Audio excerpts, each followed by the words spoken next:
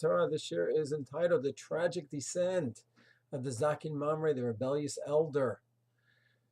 Parsha Shoftim, we zocher to learn all about the Shoftim, the Shotrim, this great Sanhedrin, Yetz Hashem, Amir of Yameinu. We'll be experiencing the Migdash, the Sanhedrin of 71, the Beit HaMikdash. And what is a Zakain Mamrai? Who is a Zakain Mamrai? It's not a person who's a heretic. Someone who's a heretic is a heretic. He's a min, he's a kof, he's not pikoris. He's not a Zakain Mamrai. Zakain Mamrai is someone who believes in Torah Shabbat, the written law, the oral law. He's a Talmid Chacham who has reached the level of Hora'ah. He's a major posek.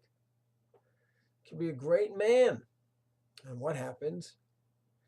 He has his understanding of a sugya, of a topic in halacha.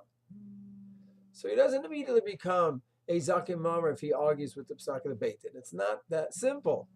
Rather, it's the following. The Rambam describes in Hilchot Mamrim. He goes through the whole process in Perek Gimel, how it works. So he's a great Talmid Chacham, he's a posek, and he has a certain understanding of the Shita, of the Sugya.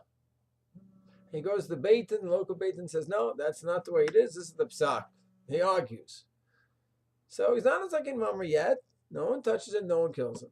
Then he goes ahead. They all go together to the Beit Din outside of the Har HaBayit of 23. And the Beit Din says, no, this is the Psak. He says, no, I don't accept it. They move on to the next Beit Din, which is right outside of the Azara. And they tell him, this is the Psak. He says, no, don't accept it. They go to the Beit Din HaGadol, and they say, this is the Psak. The Beit Din HaGadol is right by the Migdash, the Holy of Holies, in that area, Lishchat HaGazit. And they say, this is the Psak. So he goes ahead. He's dismissed. He goes back to his hometown. If he paskins, they say, this is it, do it my way. Or he himself follows halacha. The way he holds, Chayamisa, they bring him back to Yerushalayim and they kill him there publicly. On the one hand, Judaism has tremendous respect for intellectual honesty and independence. The whole Shas, his whole Bavli, Yerushalmi is filled with arguments.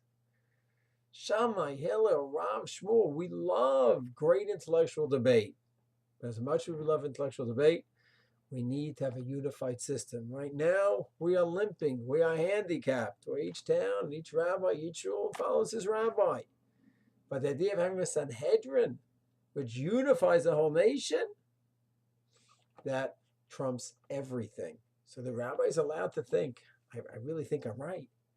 But nevertheless, the system demands that I follow the Sanhedrin, and that's what I will do. That's what I will paskin. That's what I will teach everyone.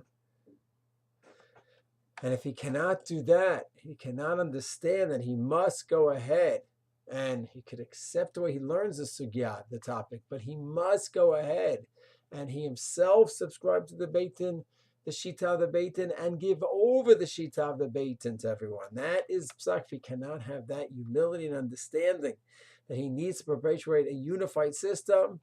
That's it. He's finished.